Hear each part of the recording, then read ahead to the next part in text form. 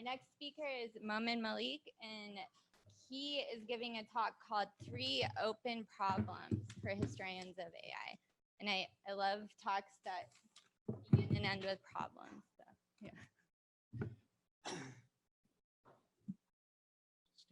One second setup.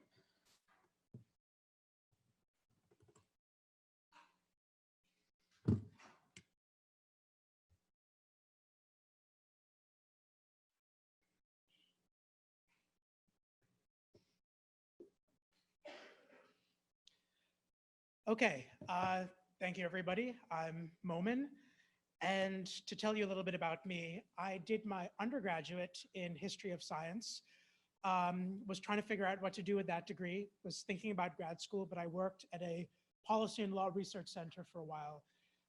And there I started worrying that I was very intimidated by statistics, by computation, by all these things that I felt were having a big impact on this world, were making grandiose claims, but that I didn't have the means to challenge. So I went on a pivot, first went to the Oxford Internet Institute, 2 alumni of which are also here at least, and then got my PhD from the School of Computer Science, where I learned all the statistics, all the machine learning one could ever hope for. I am back at the now renamed Berkman Klein Center, and as a pitch, I am an STS, History of Science person who now knows all the technical stuff. So please contact me if you have questions about what something means, if you want help breaking it down, because I understand the stuff. I went and learned it so that I could not be where I was before.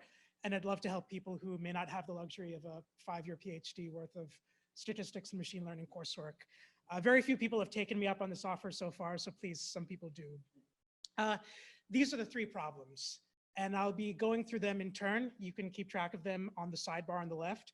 And I did not mention, but I too have all of these slides up online, and the URL is in the bottom right corner, so you don't have to frantically scribble notes or take down references. I have a complete reference list at the back. So the background and goals. I came from history of science, STS, and I became an internalist, in the old internalist, externalist division, because I'm fundamentally skeptical about these things. I think that one thing I learned was that there are never discontinuities. You know, the scientific revolution, there's no such thing. The industrial revolution, there's no such thing. There's always continuities.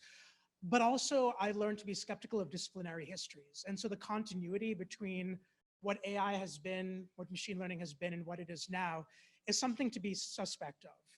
And above all else, I really want to have histories that I can cite for my colleagues, because I am now not a historian. That's not where my training is. And so I'm not really qualified or capable of doing this work. One constant background piece is that I think we still have narratives like this. This is from November of last year, the cover of the New York Times Magazine, "What Will Become of Us?" This is wrong. Anybody who was at the CFI conference, maybe 3 or 4 of you who have already seen my Photoshop work. I haven't done any more Photoshop since then, but I might as well show it off again. First thing, when did machine learning become statistics? As a historical point about contingency, if we take seriously Tom Mitchell's oft-cited definition of computer programs improving with experience, there's nothing about that that suggests data or statistics. Going back further, if we look at Fisher's definition of statistics, the object of statistical methods is the reduction of data. There's nothing in that that suggests probability. And indeed, going all the way back to Laplace, he said it's really weird that gambling is so important, because that's what probability is really modeling, gambling. So these are really strange contingencies, and they're not at all natural. So when people hear machine learning, even though internally people have convinced themselves, well, of course it's statistics and data, that's not at all natural or what the actual situation is historically. Steph very helpfully mentioned the story she's heard. I've also heard some version of the story, and I'd love to have something that nails this down. ML AI started off doing what you think they would do from the name, and it failed. But stats worked really well, correlations. And so they switched to doing those instead and kept the same name. And I'm sure this is not perfectly accurate from the conversations I've had. There's all these threads that weave through, and so I don't want to reduce the complexity. But I will give some of the evidence I've collected personally that I use, again, when I'm talking to colleagues or people outside of this.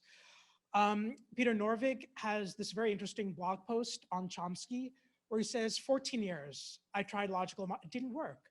And then he switched to statistics. Maggie Bowden has a couple of lines in her massive tome about, yeah, this was all rehashed statistics that the connectionists were doing. One of the very eminent stats professors at Carnegie Mellon was Larry Wasserman. He has this nice editorial, Rise of the Machines. He said over his 25-year career, he watched clever heuristics transform into a branch of statistics or equal to all of the theoretical sophistication of statistics.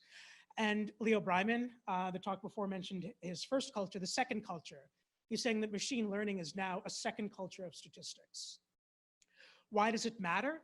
I think the useful ignorance is the biggest thing.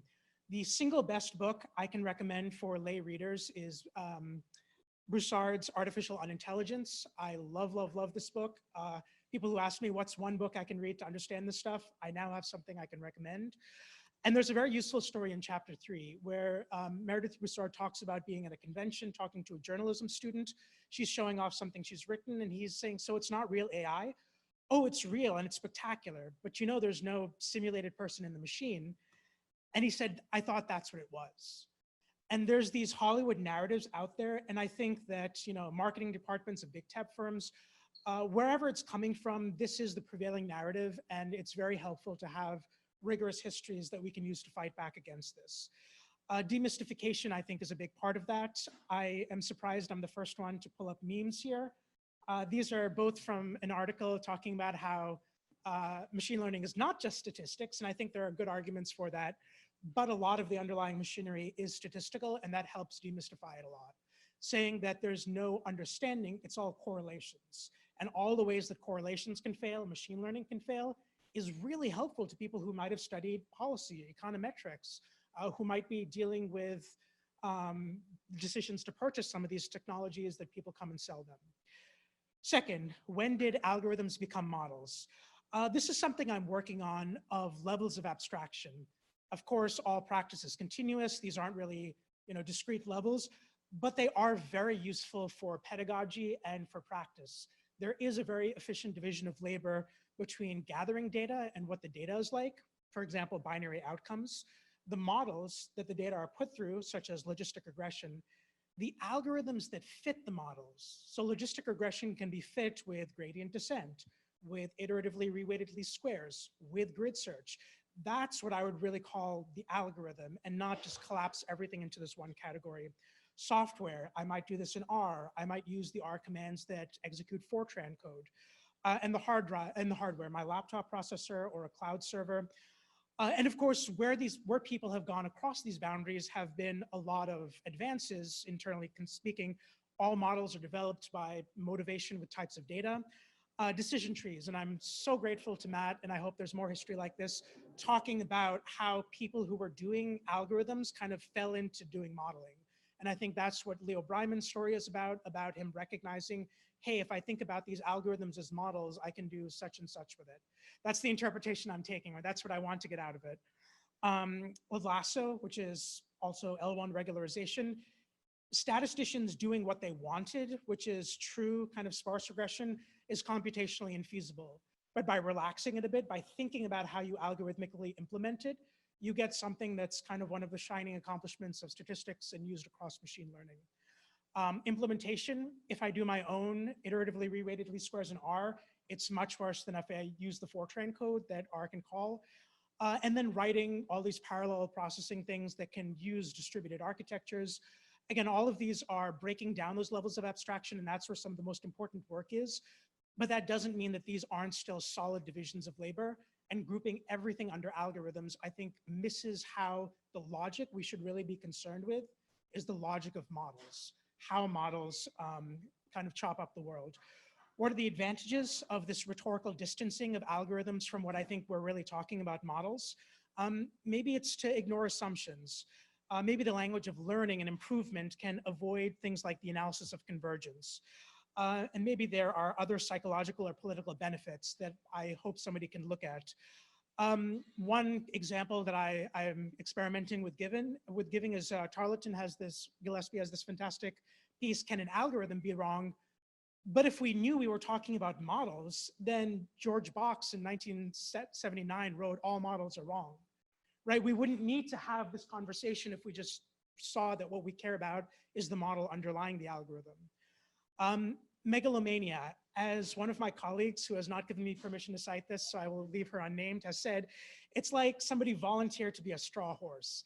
I mean, all the most ridiculous claims you could think somebody might make, this book makes. So it's a very useful foil. But again, if we were talking about the master model, people would say, but all models are wrong. You know, you couldn't really take it seriously.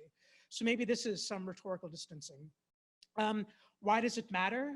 The Governing Algorithms Conference in 2013 in NYU, Martha Poon has this fantastic piece where she goes and talks to an operations research person asking, what is an algorithm? I think there are a lot of people who ask this, and that's the wrong question to be asking, because the things that we should be caring about or that we do care about how the world is conceived, the logic of decision-making, fairness, accountability, transparency, whatever you might put on it, these are really properties of a model and not the algorithm that implements it. Again, these things can break down like decision trees did, but thinking about them as models is much more effective at analyzing them. And the biggest thing is to apply critiques of statistics. I think Michael had mentioned that we can import critiques of economics and neoliberalism. I would say that reducing it to modeling means we can bring in critiques of statistics.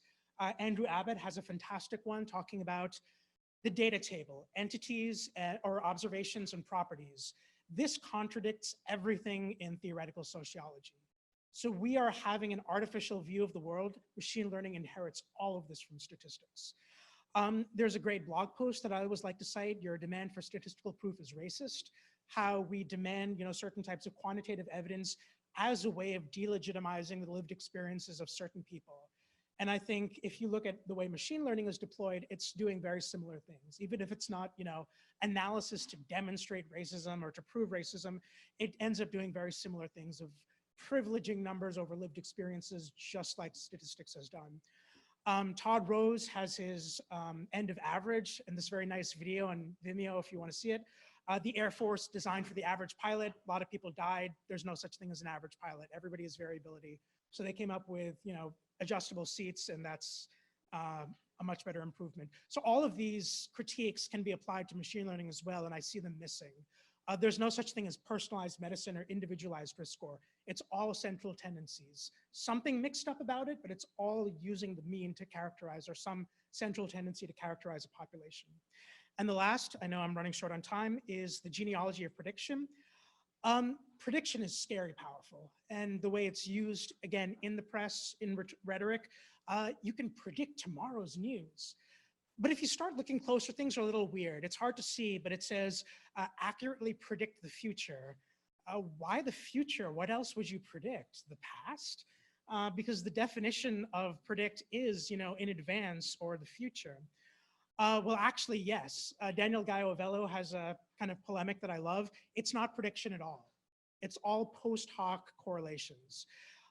Indeed, prediction is post hoc correlations. It's all these kind of non-causal correlations. They can fit data really well, but as in the parable of Google flu trends, which was half winter detector, half flu detector, it breaks down. I'd really like to know where this comes from. Fantastic article, people should talk about it more, Wishful Mnemonics of AI from 1976.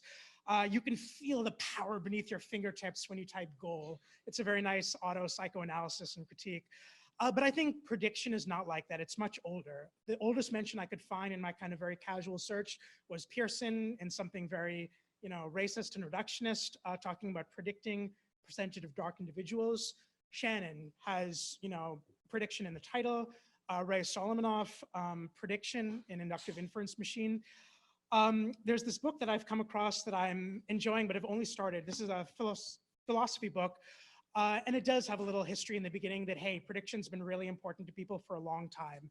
And maybe there's some, something revealing about the use of this word in this metaphorical way to refer to post hoc correlations. Conclusions, things are useful, please do this work, or if you know of this work existing, point it out to me so I can use it.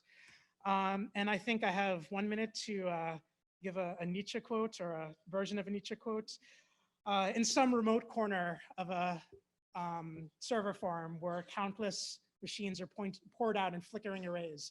There once was a machine on which some clever animals invented learning. This was the most arrogant and indeed most untruthful moment in the history of AI, but indeed only a moment. After nature had taken a few clicks, the hype froze over and the clever animals funding had to die. My own prediction is that the hype around this is going to die out in 10 years, but modeling is, whether it works by social construction, performativity, or whether it has any relationship to nature, I don't know. But that's going to be persistent. And so maybe in your own works, think about what generalizes about modeling, what lessons we can learn from how people have used that to impose on reality. And references all online. Thank you very much.